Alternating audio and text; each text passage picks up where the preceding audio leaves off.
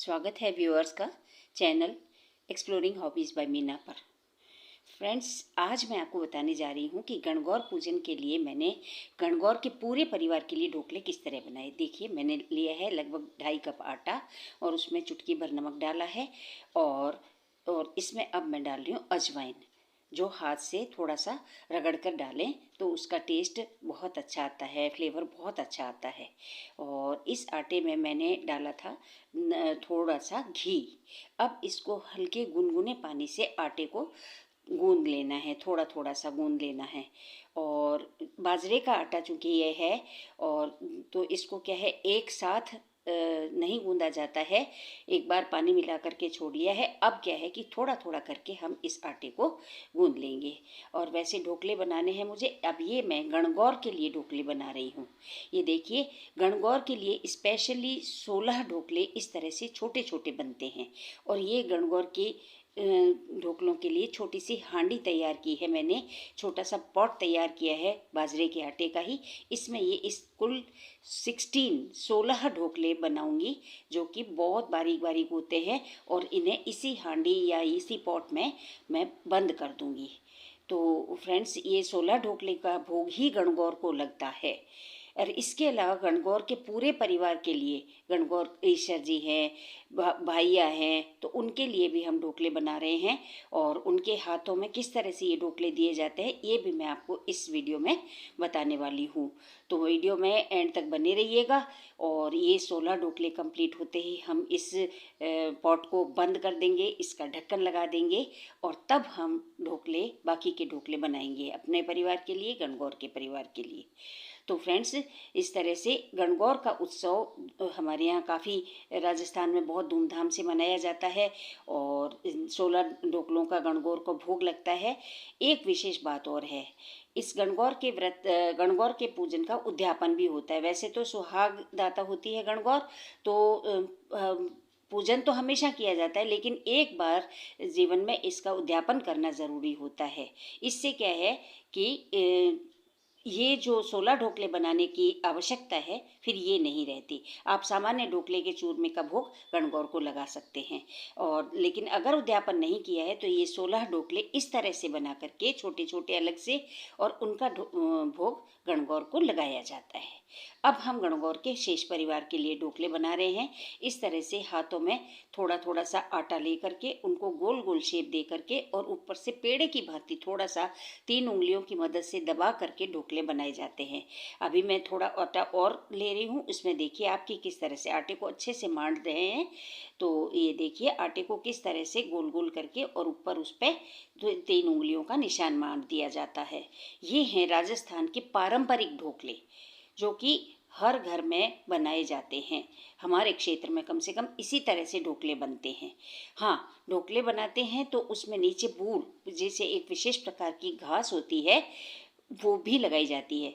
अब बूर का सब्स्टिट्यूट भी लोग अपनाने लगे हैं। उसमें क्या करते हैं कि बाजरे के कंडे या गेहूं के कंडे वगैरह भी ले लेते हैं। गेहूं की घास है, बाजरे की घास है, वो भी ले लेते हैं।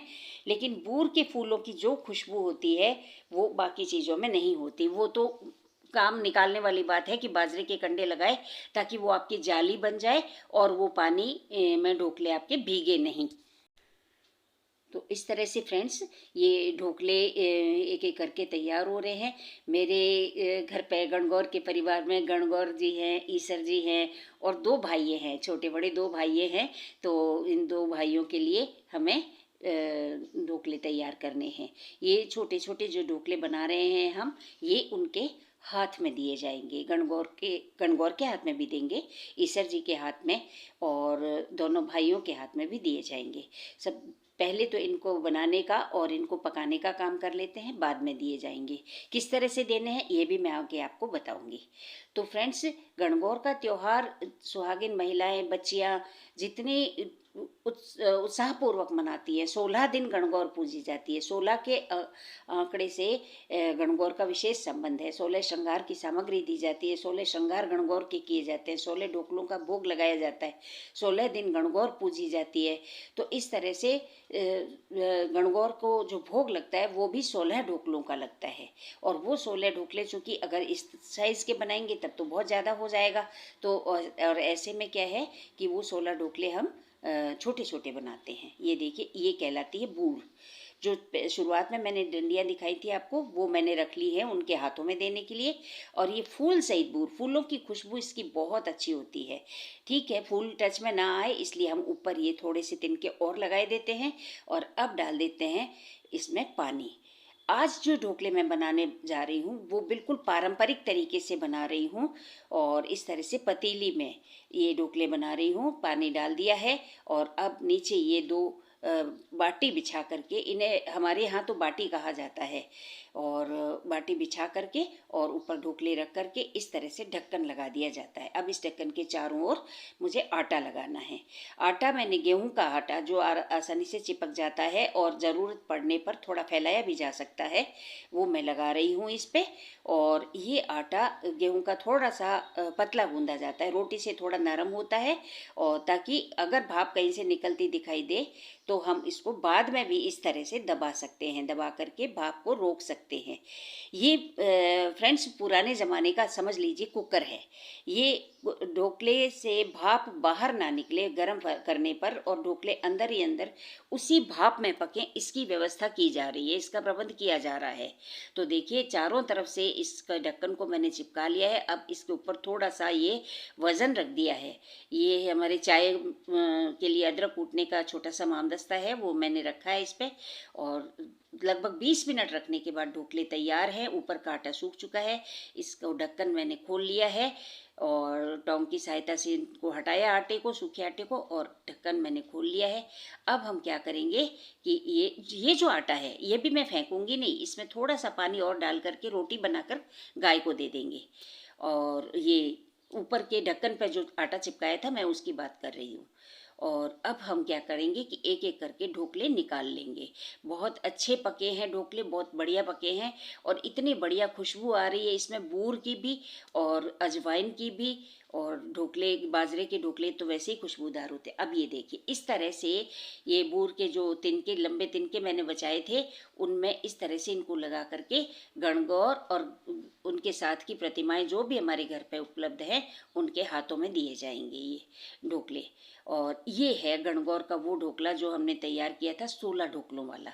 अब खोलते हैं, देखें इसको कि हमारे 16 ढोकले मिक्स हो गए हैं या अभी भी यथावत जैसे थे वैसे रखे हैं। और निकाल रही हूँ मैं, बिल्कुल एक गुल्लक सा खोल रही हूँ। और ये देखिए, हमें एक एक करके अपने ढोकले मिल रहे हैं गणगौर वाले।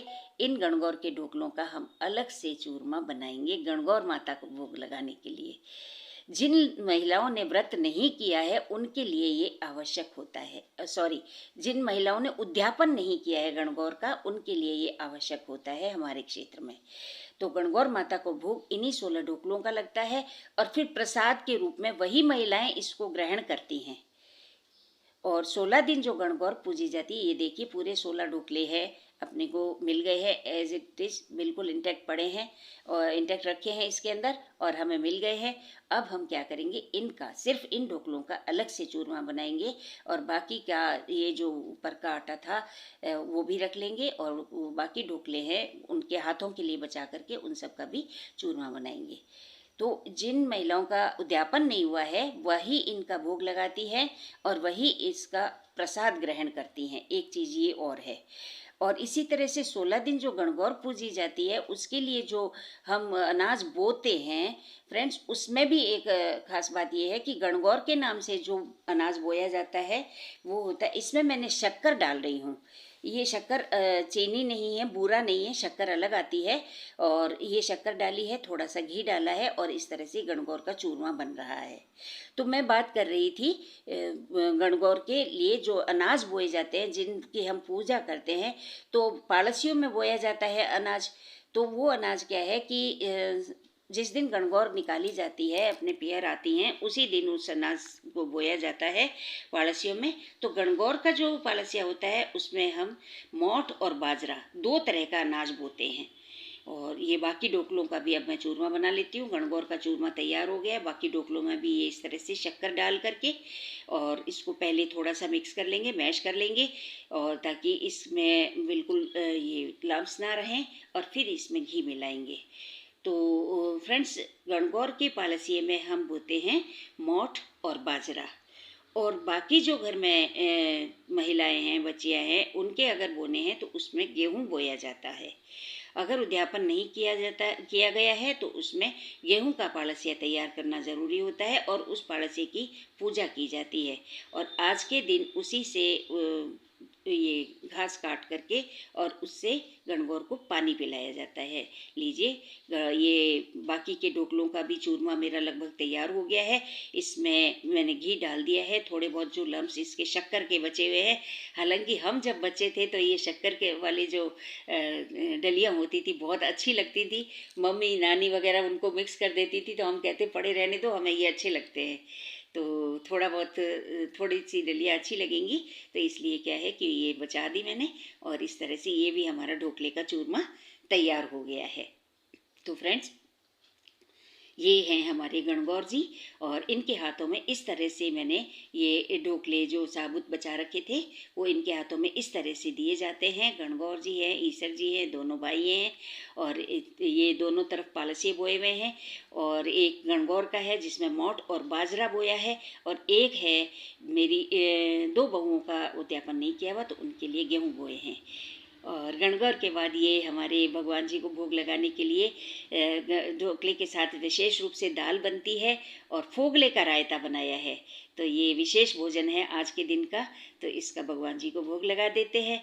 आज के वीडियो में मैंने आपको गणगौर के त्यौहार पर ढोकले बनाने की पूरी विधि बताई है। सेव करके रख लीजिए, शेयर कीजिए और कमेंट कीजिए, बताइए मुझे कि आपको आज का मेरा वीडियो कैसा लगा। फिर मिलते हैं आपसे किसी और वीडियो में किसी और नए टॉपिक के साथ। तब तक के लिए बाय एंड टेक केयर।